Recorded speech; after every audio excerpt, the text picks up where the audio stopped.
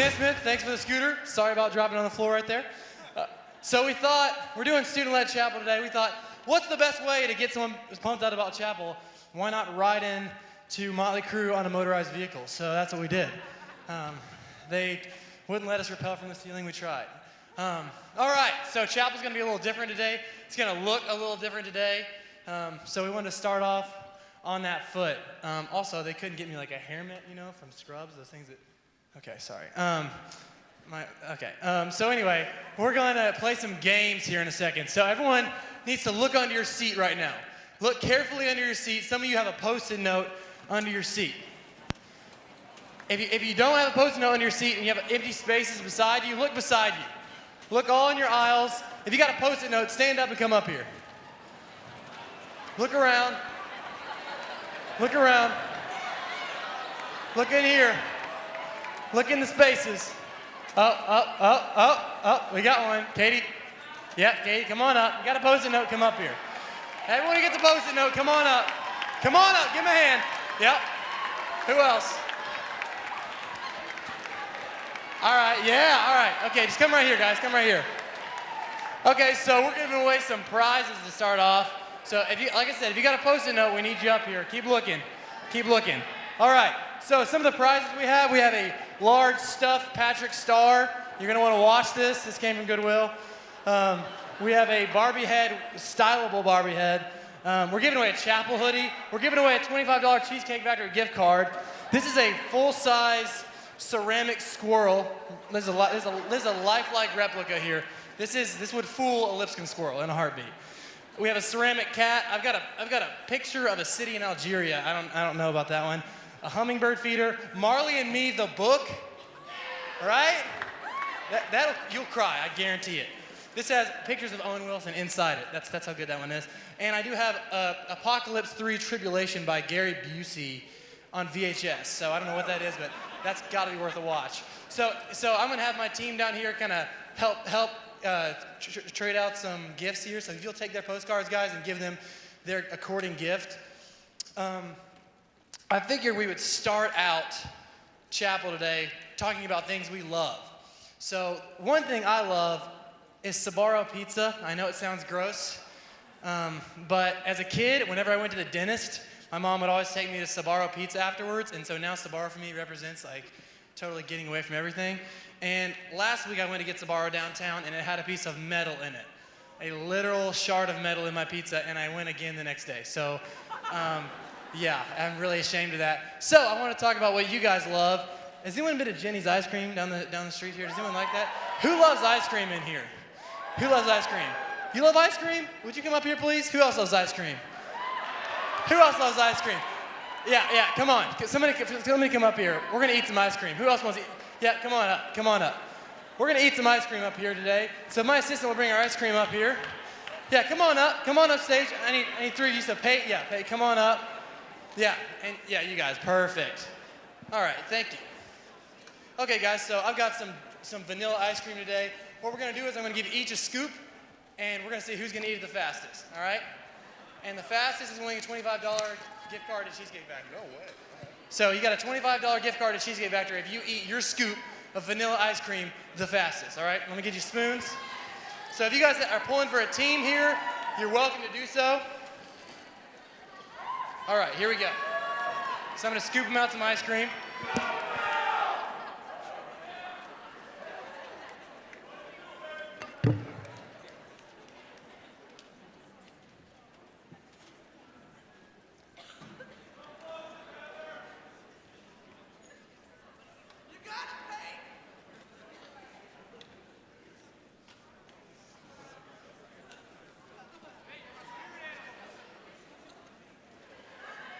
Okay, so this is Kroger ice cream. I had some last night. It tastes exactly like McDonald's ice cream. It's really creamy, smooth. Shouldn't be hard to eat. So when we're ready, we're gonna cheer them on. First one to win, $25 cheesecake. On your mark, get set, go.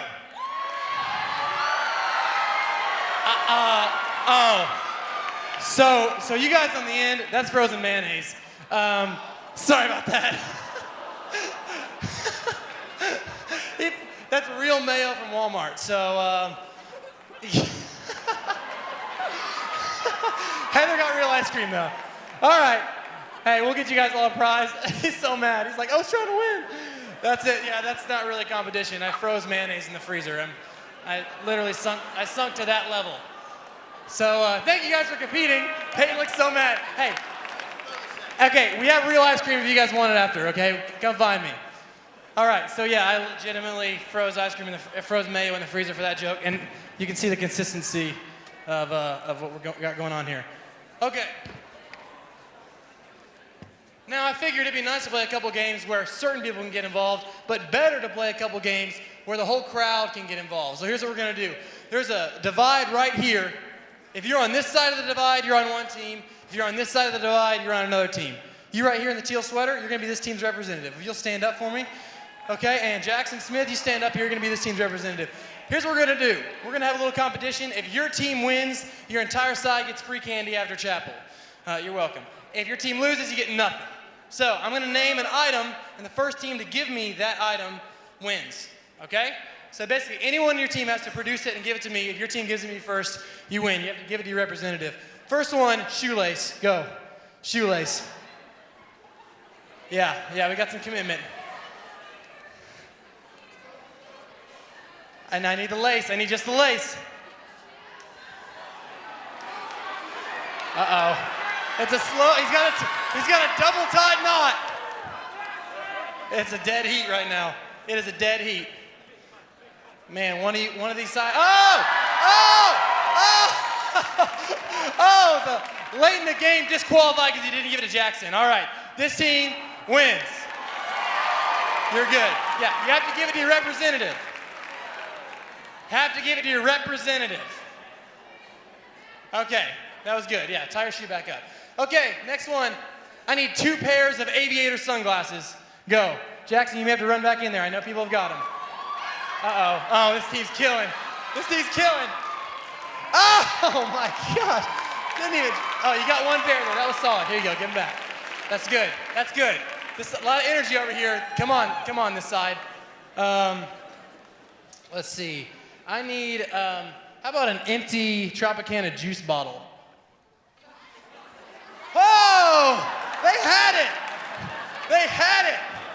All right, 1 to 2. 1 to 2. If this side wins this next one, it's done. It's over. In the face. Sorry about that, Jackson.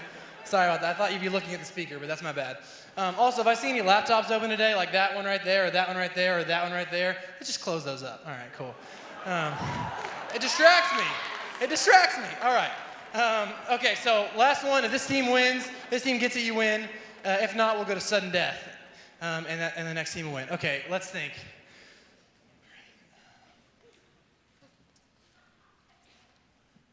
Trying to think of something really obscure that no one's going to have.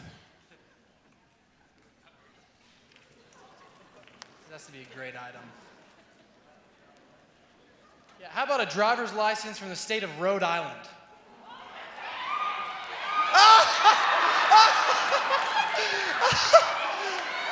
Wait, you got excited, you don't have it?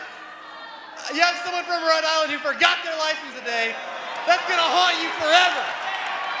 Oh, hold on, we got another one. Wow, 2 over here, none over here. What happened, guys? What happened, team? Okay, if you'll bring that up to me, we'll confirm your win, and my helpers will get you guys all candy after chapel. So let's talk a little bit about fears while we're doing that. I think they're getting the license out. Yeah, I see you up there. Let's talk a little bit about fears.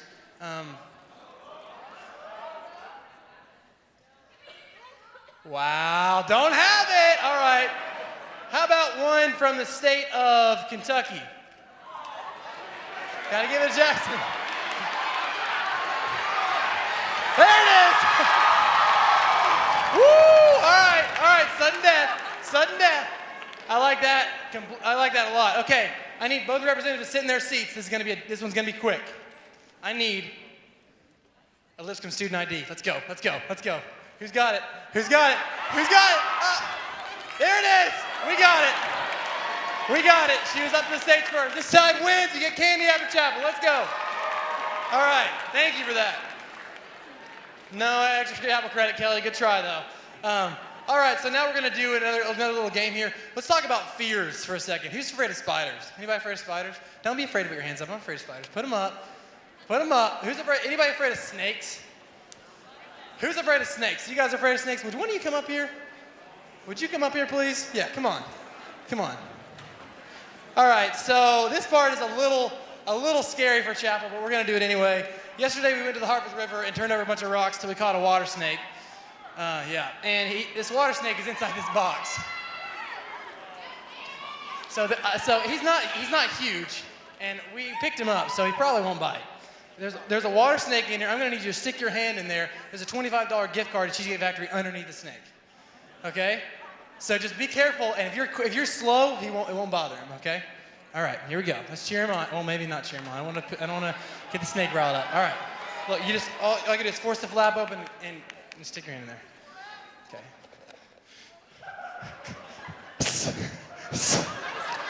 He can't find you, Bill Snake. He's so. I'm scared right now how aggressively you're attacking the snake. Okay, hold on. He got it. All right. Okay. So I really tried to get a snake, and the chapel office said not a chance. So we got one of these guys today.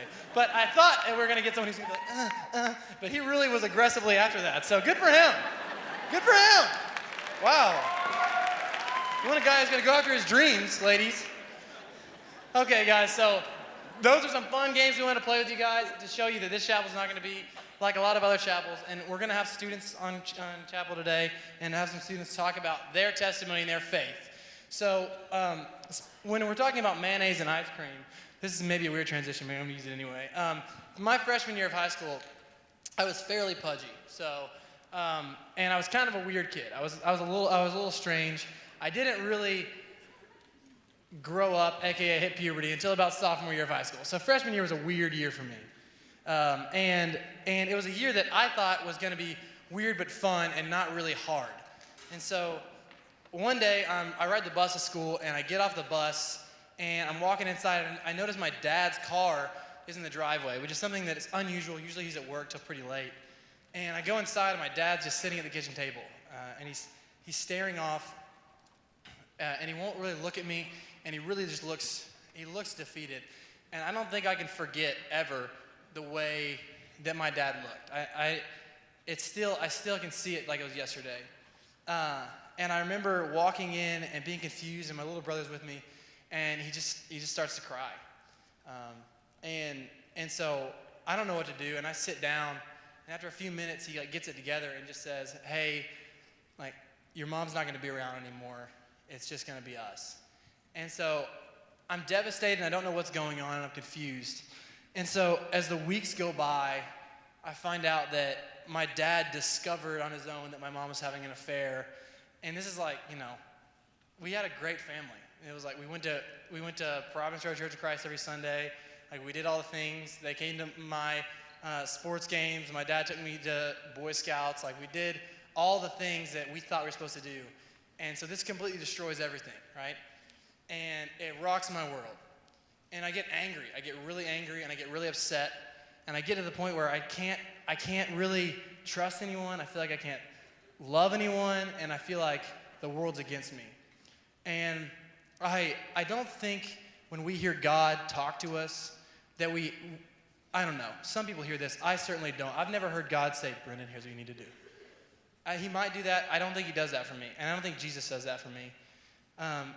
At least not yet. And so I feel God pushing on my heart and pushing me to change and pushing me to do something different. And I don't know how God speaks to you, but I don't think he's always going to speak in clear words.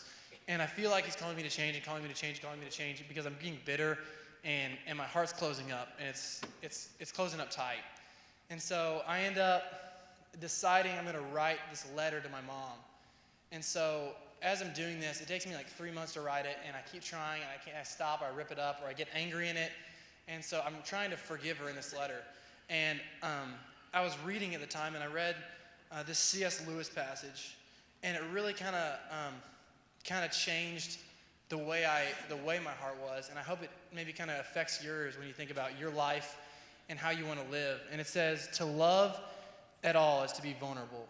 Love anything in your heart will be wrung and possibly broken. If you want to make sure of keeping your heart intact, you must give it to no one, not even an animal. Wrap it carefully round with hobbies and little luxuries and avoid all entanglements. Lock it up safe in the casket or coffin of your selfishness. But in that casket, safe, dark, motionless, airless, it will change. It will not be broken. It will become unbreakable, unpenetrable, irredeemable. To love is to be vulnerable. And as reading that, I started thinking about that, and it started eating at me, and I finally just was like, you know what? I give it all up. I don't want it anymore. I give it up. And I just said, like, Jesus, please redeem this. Please come into my heart. Please do this. And I found out that really, at the end of the day, no matter how bad of a day it was, no matter how awful I felt, no matter how bad I wanted things to be back to normal, no matter how bad I got treated at school, no matter anything, Jesus was going to be enough for me. And he was going to be enough to fill that hole in my heart and to help me forgive my mom. And so because of that passage, I think it really helped me finish the letter, and I sent it to her, and things have been really tough since then. I'm not going to say like everything was fixed. It's not easy. It's terrible. But I think because of that now, and because of Jesus working through that and being enough for me in that, I now can have a perspective on it where I go, I know what hurt looks like, and I know what it's like for other people to hurt, and I know what it feels like for them. And so I think it was a blessing. I think Jesus worked in that. So we're going to talk the rest of chapel a little bit about why Jesus is enough and why he's good enough for us in our lives. So I'm going to introduce Dylan. Dylan is on our basketball team. He's a sophomore. He is studying corporate management. Yeah, give Dylan a hand.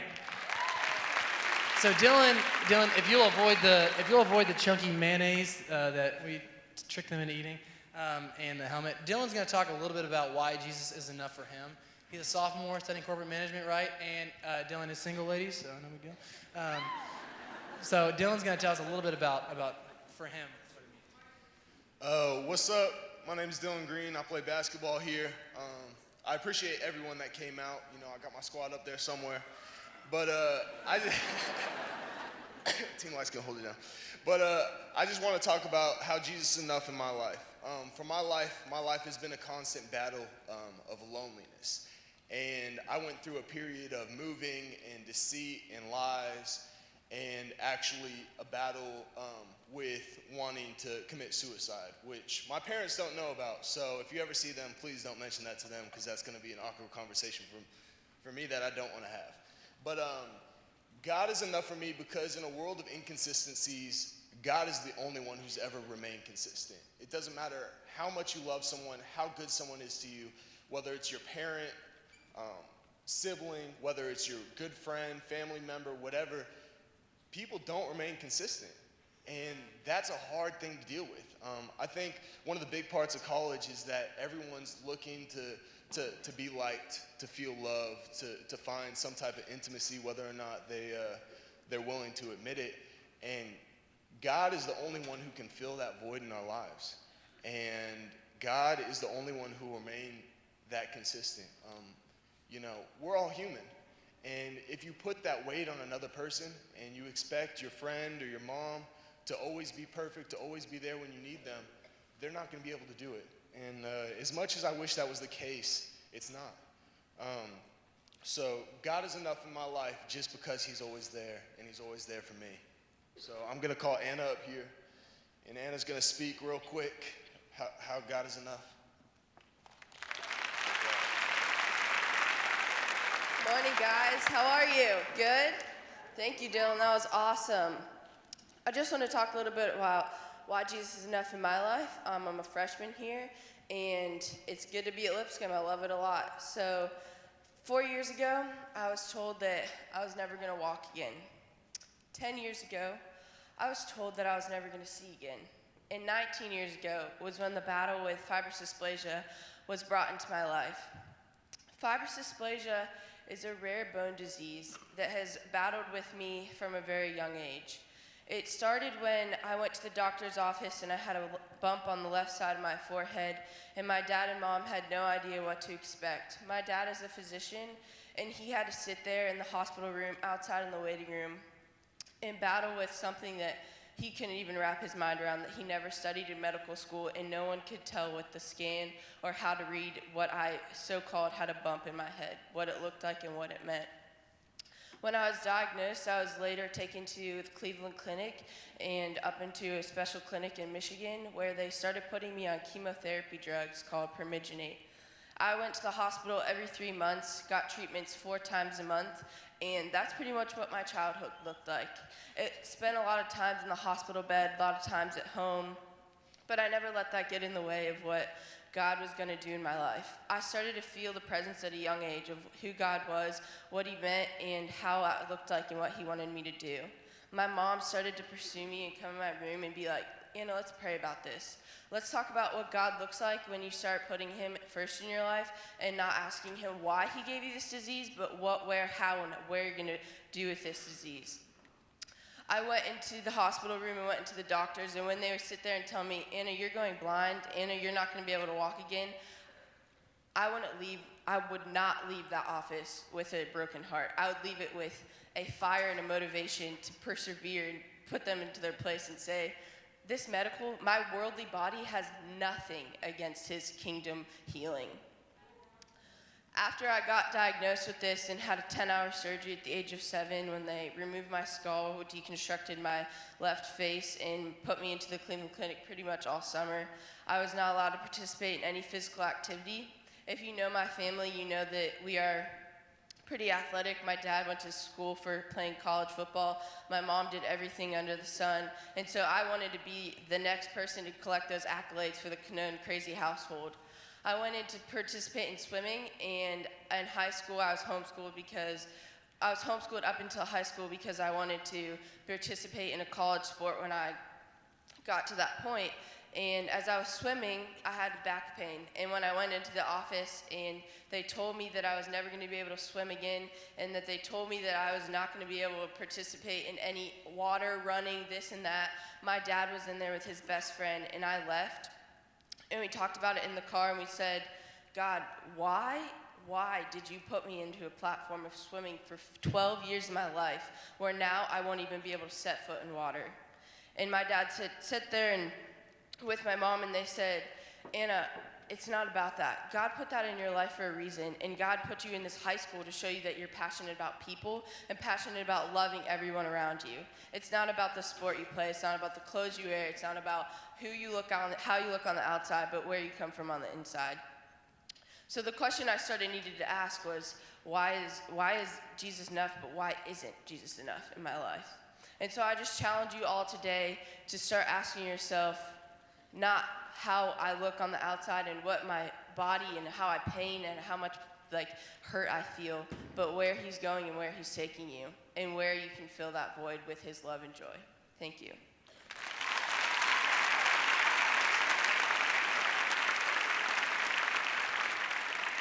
Hello, is this on? Thank you so much, Anna. Golly. Mark chapter 1. Mark is the action gospel. It's all about what Jesus does. It's all about Jesus doing. And so it's all these action terms. But in Mark chapter 1, Jesus comes and he walks up to Simon and Andrew. And it says they were in the middle of putting their nets in the sea. And Jesus says, follow me. And it says immediately they dropped their nets and came after him.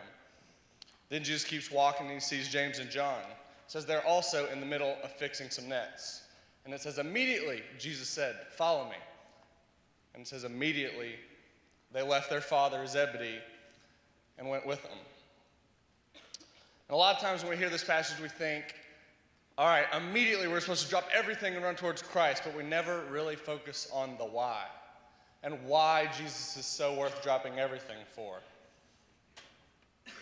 And it's because Jesus is infinitely greater than anything in the universe.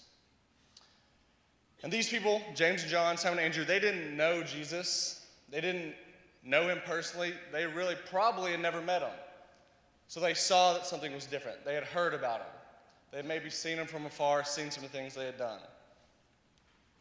And that's how it's supposed to be with us.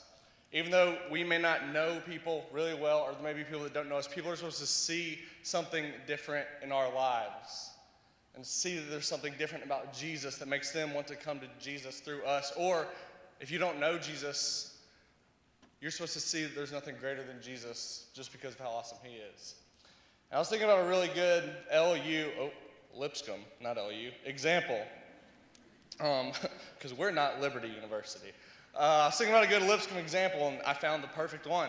Okay, you're standing in the Chick-fil-A line, You get your 8-pack or a 12-pack if you're a real man, and you get your 12-pack of nuggets and you're sitting there in the line and you order it and they say, and then here comes the question, you want any sauce with that?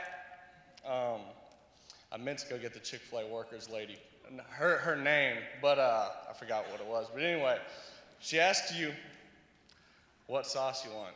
And depending on your personality, you may say, I'm a barbecue, or nothing, I'm okay, and then you're gonna go get ketchup. Or you may say you want ranch or buffalo, or maybe you're one of the cool people that mixes the ranch and buffalo and it's like straight up hot wings. But anyway, so that's what you're used to. You get your sauce. But then one day you're standing in the line, there's somebody in front of you and they ask, do you want any sauce? And the person goes, no. And you're like, what in the world? No sauce with your nuggets. What's wrong? And so they get their nuggets and you're just kind of staring at them like they're the weirdest person in the world. And then they go and they walk to Blue Coast Burrito. And then they go to Blue Coast, you're like, what are they doing there? They just got their food. Oh, let me tell you. They say, can I get some queso? Preach, right? And they get this queso. And then the beautiful thing happens. They sit down, they open up their queso, they open up their nuggets, they dip the nuggets in the queso, and then they eat the nugget that was dipped in the queso. And it is delicious, let me tell you. And then it's like, at that moment, you're like, yes, what have I been doing my whole college career? Of course that's better than anything else. And that's one thing about this story that I just said about Jesus. It's not just that Jesus is so much better than all the sin in your life and like stop living in these terrible things. But in this story, they left their families, which I'm sure were good, healthy families. They left their jobs where they had money and they were doing what they loved.